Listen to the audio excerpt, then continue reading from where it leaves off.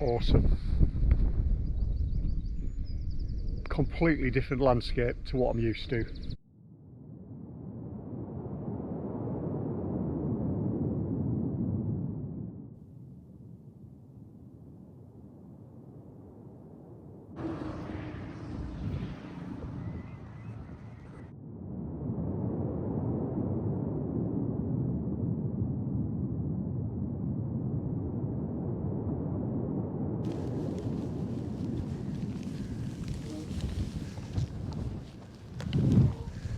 Welcome back to the channel.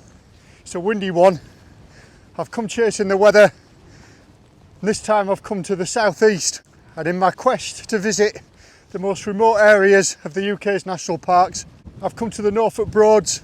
It's home to the UK's largest protected wetland, and I'm ticking a lot of boxes this time. National park, most remote, a wild camp, maybe two, and also looking to complete a long distance footpath.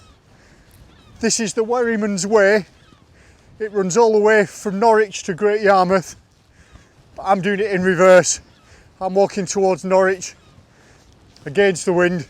Now the weather for the next 3 days is generally good. It's a bit breezy.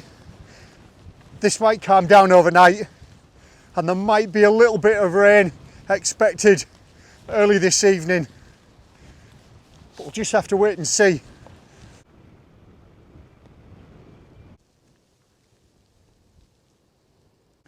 So this is the first windmill that I've come across, and it's derelict, and you can see it's all fenced off. So I'm not going to take too close a look at that. So the route I'm doing is 37 miles long. So in terms of long distance footpaths, it's quite short, and I could possibly do it in over 2 days. Perhaps if I hadn't started so late in the afternoon, but the terrain is really flat, and despite all the wet weather we've had, it's holding up pretty well. Ground's pretty dry and I'm liking that, and it's just making for easy walking. And it's lovely to be out while the sun's out as well. Does make a big difference to your mood, I can tell you.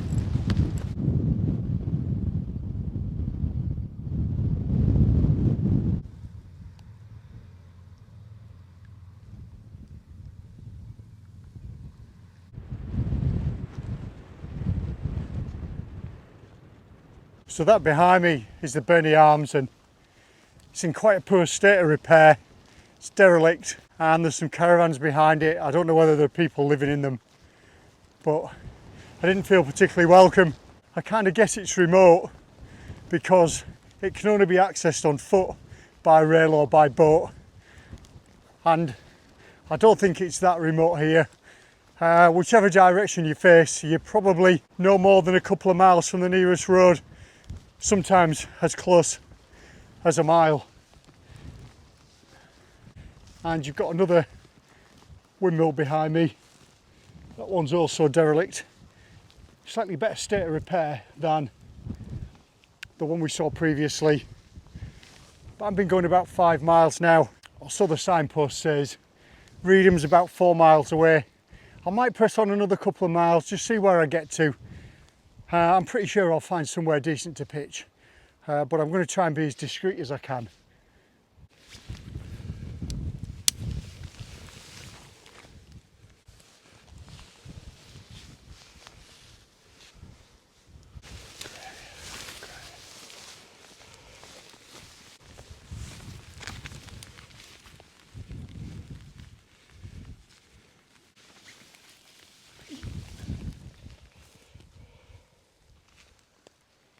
Well, it's amazing how quick you can get pitched when you put your mind to it.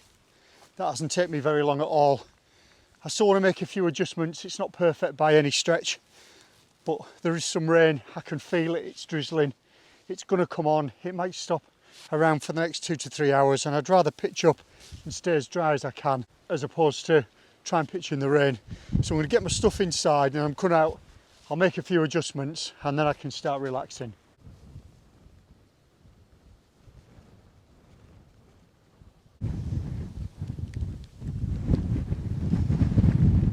So I think this is about as remote as it's going to get. I've been working on the principle of remoteness, being related to the nearest access roads. And if that's the case, there's Berg Castle and Belton, which is about a mile in that direction, just to the side of the water. But the nearest road north is about 4 miles, and the nearest roads south and west are about 2 miles away. And I know it's earlier than I would have liked, but I am pitched up now, and that rain has come on, so I'm just going to sit in the tent and just chill out for a bit.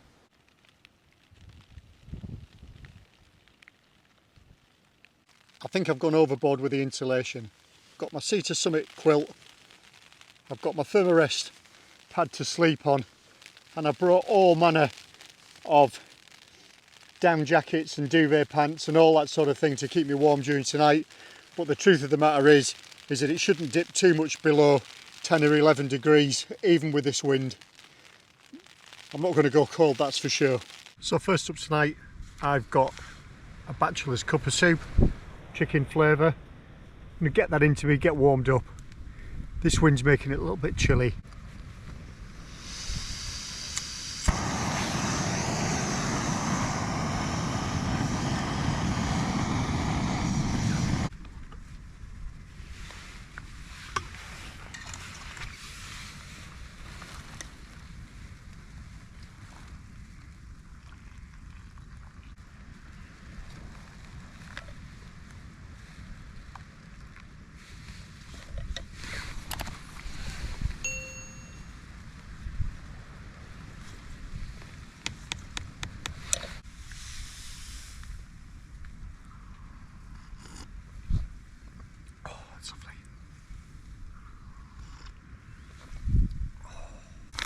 So just while I see that chicken soup off, I'll give you a run through of what I'm going to eat tonight.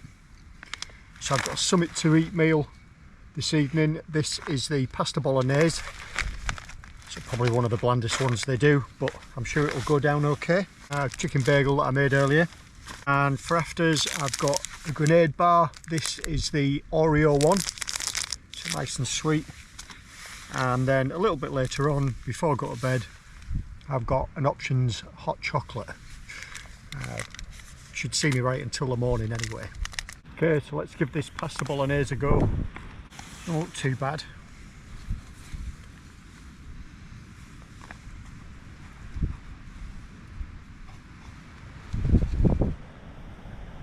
That's pretty much what it is.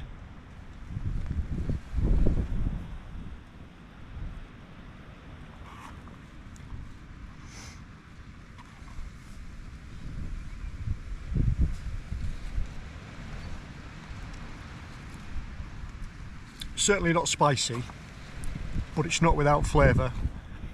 It's actually pretty good. Yeah, it's not bad at all, this. Which is good, because that's exactly what I've got to eat tomorrow night as well.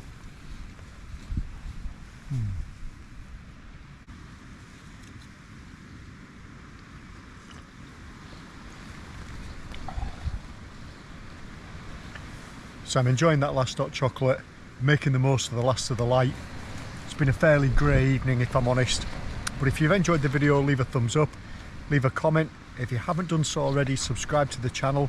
It's free, and all the interaction just helps the channel grow. I'm going to be up early in the morning. I've got a full day of walking planned. I want to see how far I can get. Should be quite a challenge in itself. Hopefully set for some better weather tomorrow, and this wind might die down as well. Right, I'll see you in the morning.